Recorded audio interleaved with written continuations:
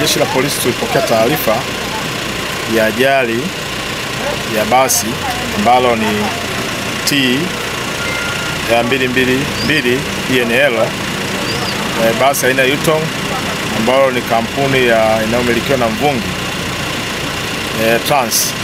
Basi hilo lilikuwa linatoka Ugweno kwenda Dar es Salaam, likiwa eneo la Msangeni, wilaya ya Mwanga.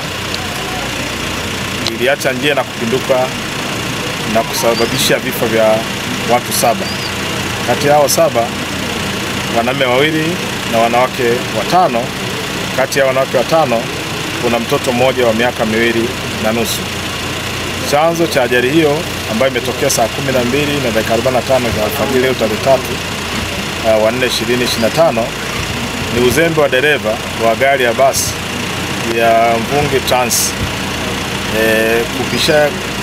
kutokulimudu gari lake wakati wanapishana na gari dogo kwenye kona, ambayo ilipelekea ikapinduka na kuporomokea polini, kwa maana ya bondeni.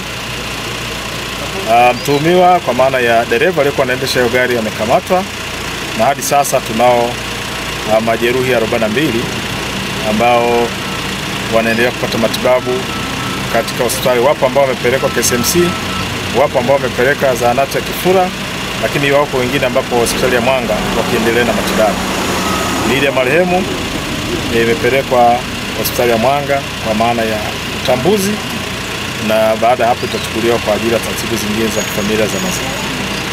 Wito wangu ni kwamba madereva, kipindi hiki ni kipindi cha mvua na kuna kona kali, kwa hiyo kuchukua tahadhari kwenye kona, kwa sababu ajali ile ingeweza kuepukika kama yule dereva wa hiyo basi angeweza kuchukua tahadhari, kizingatia ni kwenye kona, na kitendo cha kupanua na ikajikuta na titia kwenda huko polini ingeweza kuokoa maisha ambayo roho za watu wamepotea ambazo zingeweza kuokolewa.